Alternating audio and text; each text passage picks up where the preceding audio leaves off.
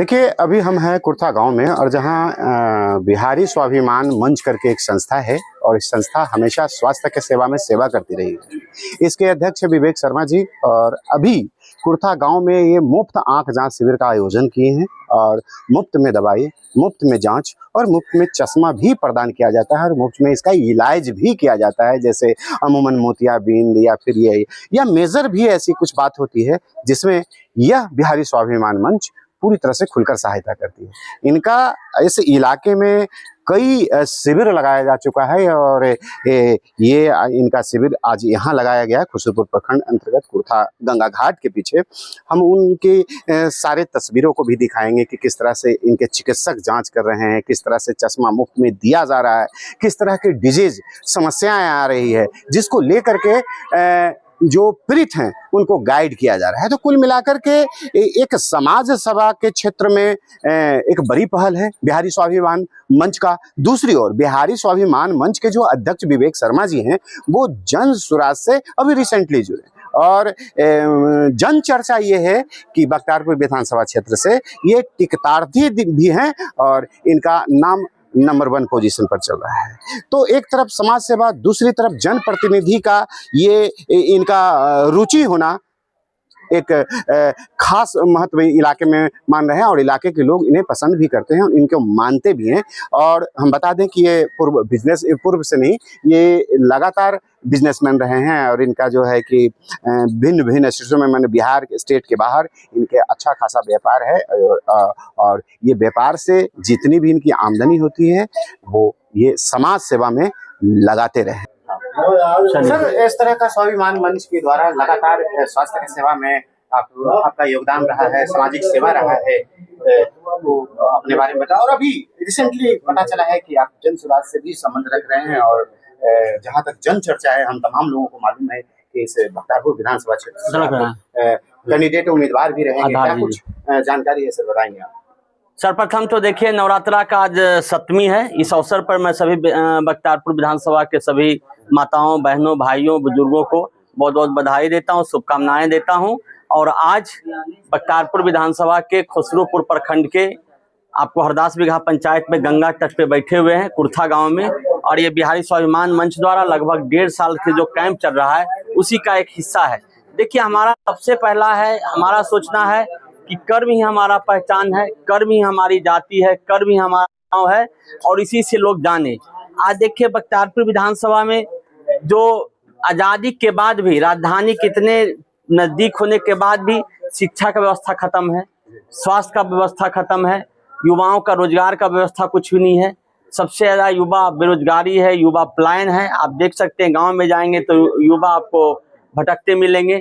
जो युवा बेचारा मेहनती है, उसको 10,000 15,000 के नौकरी के लिए पटना राजधानी में नहीं मिल रहा, उसको कहाँ जाना पड़ रहा है? चेन्नई जाना पड़ रहा है, बॉम्बे जाना पड़ रहा है, कश्मीर जाना पड़ रहा है, केरला जाना पड़ रहा है। तो ये आखिर क्यों हुआ?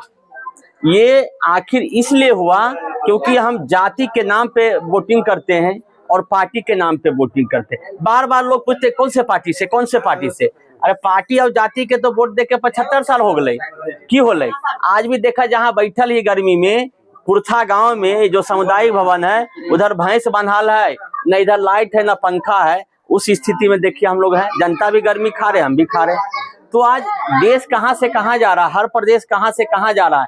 लेकिन बिहार में जो जाति आधारित राजनीति हुआ है और राजनीतिक पार्टी आधारित राजनीति हुआ है, उसी के कारण बिहार भी पिछड़ा, बख्तियारपुर पिछड़ा हुआ है। आखिर जन सुराज ही क्यों चुनना पड़ा आपको? देखिए, जब तक हम कोई चीज नया बदलाव होता है ना, जब पहले हाथ से लिखा जाता था कागज पेन पे, फिर टाइपराइटर आया। टाइपराइटर को बदलने के लिए जब कंप्यूटर का बात बोलता था तो लोग बोलते थे, अरे ये तो बेरोजगारी हो जाएगा, कौन चलाएगा। आज कंप्यूटर आया, पहले कंप्यूटर के लिए एसी की जरूरत होता था, बड़ा बड़ा कंप्यूटर हुआ था।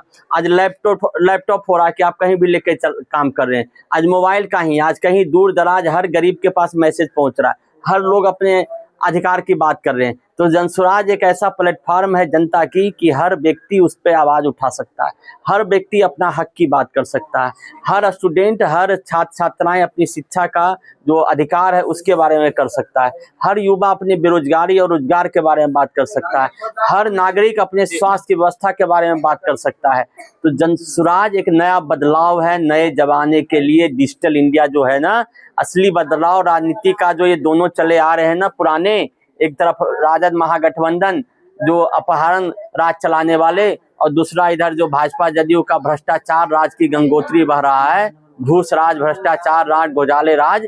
तो उसके परिवर्तन के लिए जंगल राज से परिवर्तन हुआ तो भ्रष्टाचार राज आया, घूसखोरी राज आया, और इसके बाद जब आएगा तो असली जनसुराज तभी आएगा जब हमारे कोई गरीब माँ बहन बेटियां ब्लॉक में जाए तो उनको अपना जाति प्रमाण पत्र देने के लिए ब्लॉक का चक्कर नहीं काटना पड़े, 5-6 रुपया दलाल को नहीं देना पड़े, उनको खेत का रिसिप्ट में या मकान के नाम गलती से सिंह के जगह शर्मा, रविदास की जगह अगर पासवान हो जाता है तो नाम बदलने के लिए, अपना ही नाम बदलने के लिए हजारों रुपया वहां देना पड़ता है दलाल को, बीडीओ के दलाल को, सीईओ के दलाल को, कर्मचारी के दलाल को। तो जो थाना में देखिए जो गरीब जाते हैं जिन पे अत्याचार होता है उनका केस दर्ज नहीं होता है, उनसे पैसा मांगा जाता है। और जो बाहुबली है, जो आतंक फैलाता है, सामंती विचारधारा है, वहां पे थाना उनका सुनता है, वो जाएंगे कुर्सी पे बैठाएंगे, हमारी गरीब माँ बहन जाएगी तो उसको बाहर में धक्का मार के भगा दिया जाता है। तो इस परिवर्तन का ही नाम जनसुराज है, जो जन की आवाज उठाए, जो जन के कल्याण की बात करे, जो जन के शिक्षा की बात करे, जो जन की स्वास्थ्य की बात करे, जो जन की हक की बात करे। जनसुराज एक विचार है, कोई पार्टी और कोई नाम नहीं होता है। जनसुराज एक विचार है जो बिहारियों के बदलाव के लिए, बिहारियों के हक के लिए हम इसलिए समर्थन करते हैं और लोगों से इसलिए समर्थन मांग रहे हैं कि परिवर्तन आएगा। जब तक बदलेगा नहीं, परिवर्तन नहीं आएगा। नीतीश कुमार जी का हम लोग इज्जत करते हैं, हमारे गार्जियन हैं, बख्तियारपुर विधानसभा का बेटा है, लेकिन हर आदमी का एक उम्र होता है। हमारे भी गार्जियन थे, वो पूरा अस्वस्थ हुए, उनका निधन हुआ। तो आज हमारे जो मुख्यमंत्री जी हैं उनका एज हुआ है, अस्वस्थ हैं, कल को 1-2 साल में उनका भी होगा, कहीं ना कहीं वो प्रकृति का नियम है।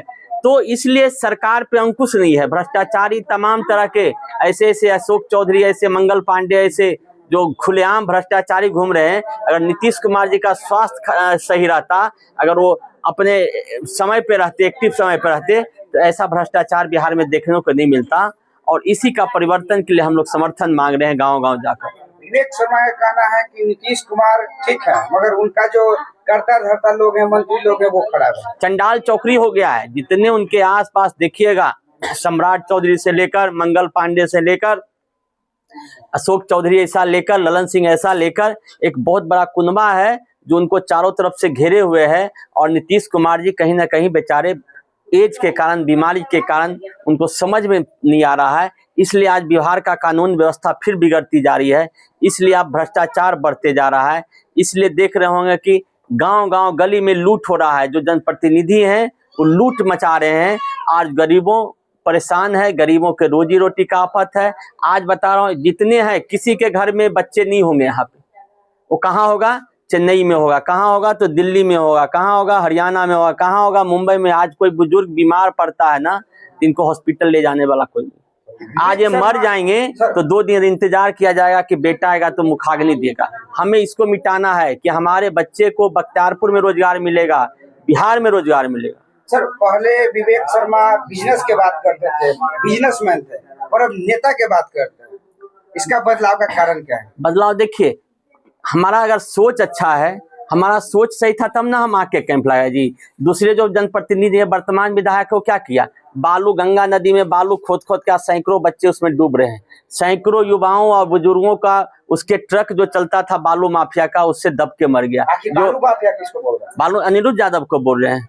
बालू माफिया, दारू माफिया, अपराधी के संरक्षण देने वाला। और उसके जो पहले का विधायक था, उसका शुरुआती हुआ था गुमटी चोरी से सालिमपुर में, जो लल्लू मुखिया था, पुराना विधायक भाजपा का। उसका इतिहास जुआ खिलाते हुए, डोमा गांव में जुआ का ख्याली करता था, जुआ खिलवाता था, सालिमपुर में गुमटी चोरी करता था, कितने का हत्या किया। उसका पैर में गोली लगा है, काहे में? वो कोई आर्मी के ट्रेनिंग लेने गया था कि चोरी में ही पैर में गोली मारा है उसको पुलिस ने।